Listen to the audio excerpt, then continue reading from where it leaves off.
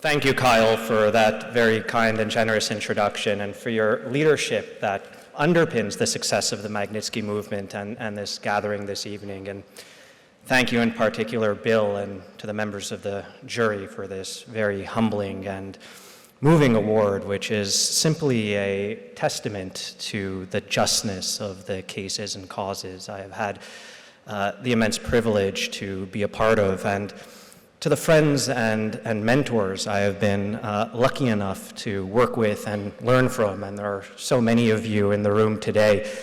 But my greatest mentor and role model of all, Kyle referenced, Professor Erwin Kotler, regrettably could not be here in the audience with you this evening because he's the subject of a foreign state assassination plot in Canada that precluded his travel here. And that just underscores which many of you here know all too well, the grave threats facing human rights defenders. But now, even in Western democracies, the threats facing those defending human rights defenders and the lawyers working on these cases, and just really stresses the urgency of our democracies working concertedly and collectively to mitigate these threats. But this evening, I'm thinking especially about my late grandparents of blessed memory who were survivors of the Holocaust and came to Canada as refugees.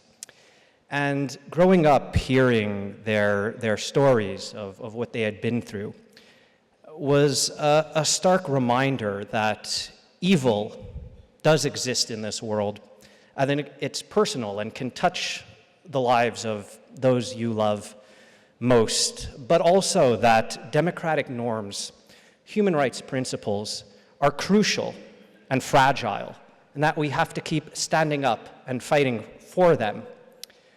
And while the Nazis were defeated, the evil they represented persists today.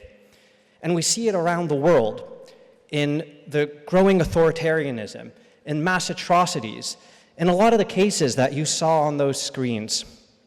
But at the same time, I draw hope from the brave dissidents who are on the front lines every day fighting to uphold our shared democratic norms and principles, and at great personal cost.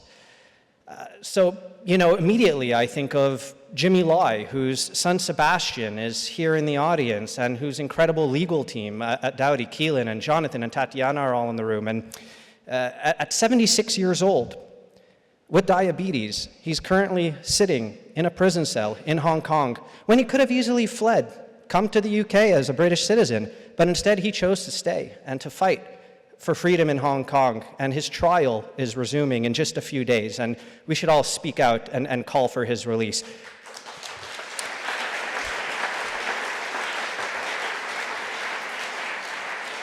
And I think also of the hundreds of Russian political prisoners who bravely stood up and spoke out against Vladimir Putin's illegal and unjustified aggression against Ukrainians, and for that are sitting in Siberian gulags. And as Vladimir Kara-Murza likes to remind us all, once these proposed peace negotiations are coming about, we must not forget that those Russian political prisoners, their release, those who are going to be the future of a post-Putin peaceful Russia, must be a priority.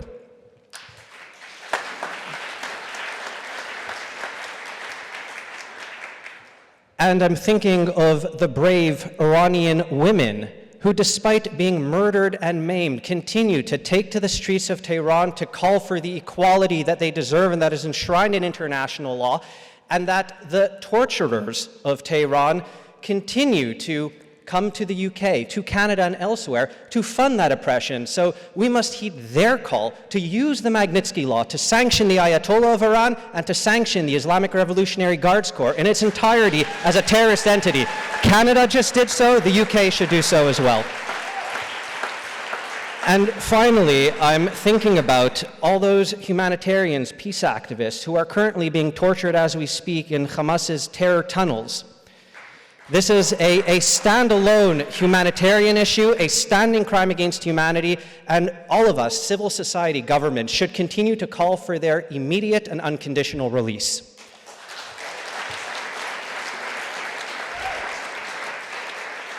But what gives me hope amongst all of this was seeing Vladimir Kara-Murza on the stage just moments ago, and his constant refrain that, as an historian, I know that history is on our side. So Vladimir is an embodiment of that line he would always share with us. Seeing him here is proof that, that moral arc of the universe does bend towards justice. But I would add that it is the courageous, brave, and good people like Vladimir and good policies like the Magnitsky Law that continue to bend that arc. So may this 10th anniversary of the Magnitsky Awards be not only an act of remembrance, which it is, but also a remembrance that, like Sergei Magnitsky, we must always act. Thank you.